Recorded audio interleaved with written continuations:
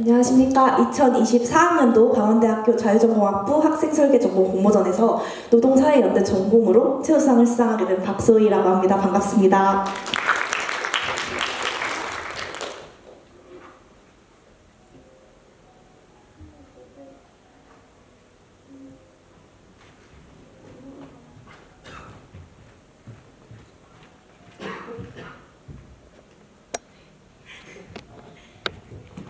오늘 발표할 순서는 노동사회연대 전공에 대한 전공 소개, 전공 설립의 필요성, 배우는 교과목 소개, 제가 설계 시 고려했던 주안점, 그리고 진출 가능 분야에 대해서 다뤄보도록 하겠습니다.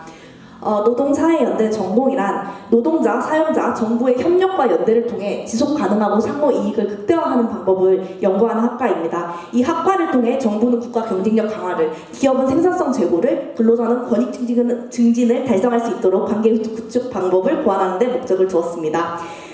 설립의 필요성 같은 경우는 공모전 준비할 때 제가 가장 신경을 많이 썼던 부분인데요. 1, 2, 3문단의 흐름을 보여주기 위해서 제가 화살표를 이렇게 그려놨습니다. 1문단 같은 경우는 환경이라는 배경을 깔아주고, 그 다음에 2문단에는 환경 안에 작은 개인인 근로자를, 3문단에는 이 근로자들이 사회 목표를 어떻게 확장하는지, 확장을 통해 좀 웅장하게 보이려고 애를 썼습니다.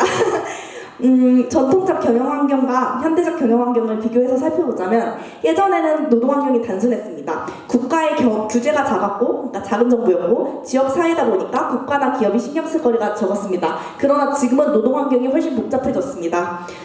글로벌화로 인해 외국인 노동자들이 많이 들어오고, 자동화의 발전으로 인해 인력이 기계로 대체되었습니다. 디지털 전환으로 인해 대면 업무는 줄고 비대면 업무는 늘어났습니다. 그에 따라 사업의 규모는 커졌지만 이로 인한 고용률의 변화는 미비합니다. 옛날에 10명에서 10개 일을 할 것을 지금은 10명에서 100개 일합니다. 근로자 개개인의 역할이 커지고 그만큼 협력적 노사관계 연구의 필요성도 커지고 있습니다. 두 번째로는 근로자들의 권리의식이 예전에는 낮았지만 지금은 근로자들의 권리의식이 많이 높아졌다고 생각을 합니다. 혹시 국제시장이라는 영화 보셨을까요? 거기서 남자 주인공인 황정민 씨가 임금 많이 준다니까 베트남 파병을 가죠. 근데 지금은 돈 많이 준다고 해서 우크라이나 파병을 가실 분들이 계실까요?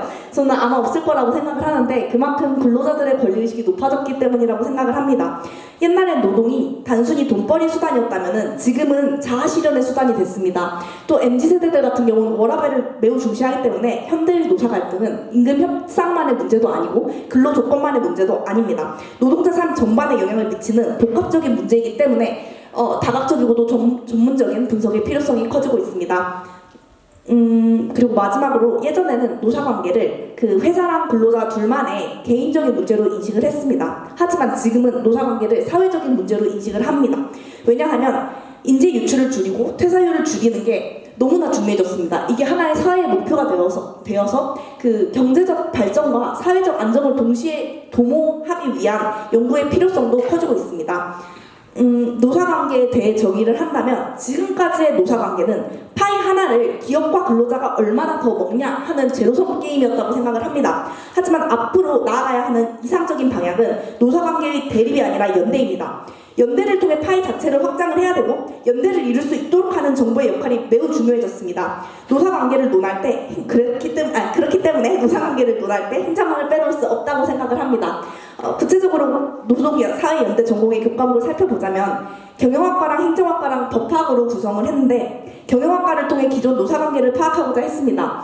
또 행정학과를 통해 노사관계에 대한 정부의 정책 방향을 파악하고자 했습니다.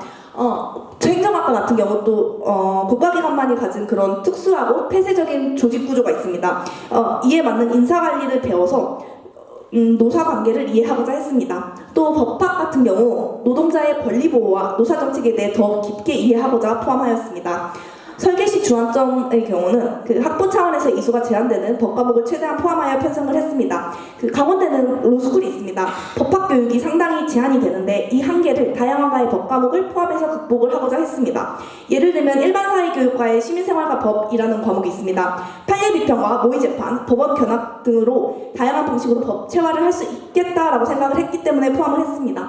제가 이 예시를 가져온 이유가 간호학과라든지 교대 쪽은 복수 전공을 하기가 굉장히 어렵습니다. 그렇기 때문에 배울 기회가 없는데 자유전공 학부니까 또 이런 과정을 이수할 수 있다라는 점을 말씀드리고 싶어서 가져왔습니다. 또 공인 노무시사 시험 과목과 밀접하게 교육 과정을 편성해서 시험 준비 기간을 줄이고 시험 합격 확률을 높이고자 했습니다. 마지막으로 강원대는 직업국이잖아요. 그 지역 사회만의 또 노사관계가 있는데 지역 사회에서도 기여할 수 있도록 관련 과목을 편성했습니다. 여기 차마 적지 못했던 게 저는 AI는 최대한 제외하고자 했습니다. 이게 물론 신박할 수 있겠지만 다수가 이야기를 하면 저는 식상하다고 생각을 해서 이 식상함을 극복하기 위해서는 아주 창의적이거나 아니면 이 AI에 대해서 깊은 이해가 있어야 된다고 생각을 하는데 저는 그 둘 다 아니라고 생각해서 저는 이걸 제외를 했습니다. 진출 가능한 진로로는 노무사, 노동법조인, 인사노무 컨설턴트, 노동정책연구원, 공무원이 있습니다. 노무사, 노동법조인 정말 매력적인 직업이지만 졸업하고 또 시험 준비하는 게 또 부담될 수도 있습니다. 그럴 때는 인사노무 컨설턴트도 굉장히 매력적인 직업이라고 생각을 하는데 그 중소기업이나 스타트업 같은 경우는 요즘에 인사관리 부서, HR 부서를 자체적으로 운영하지 않고 아웃소싱을 합니다. 그 외부 업체에 맡깁니다. 그러면 아웃소싱 업체들은 프리랜서 형태로 근무를 하기 때문에 또 이게 재택근무가 용이할 수 있다라고 생각을 합니다. 이게 여자 학부생들 같은 경우는 더 메리트가 있을 수 있는데 임신이나 출산, 양육 등으로 경력 단절이 되기가 쉬워서 이런 재택 업무를 하면은 좀 그로부터 자유롭지 않을까 싶어가지고 말씀드리겠습니다. 네, 지금까지 발표 들어주셔서 감사합니다.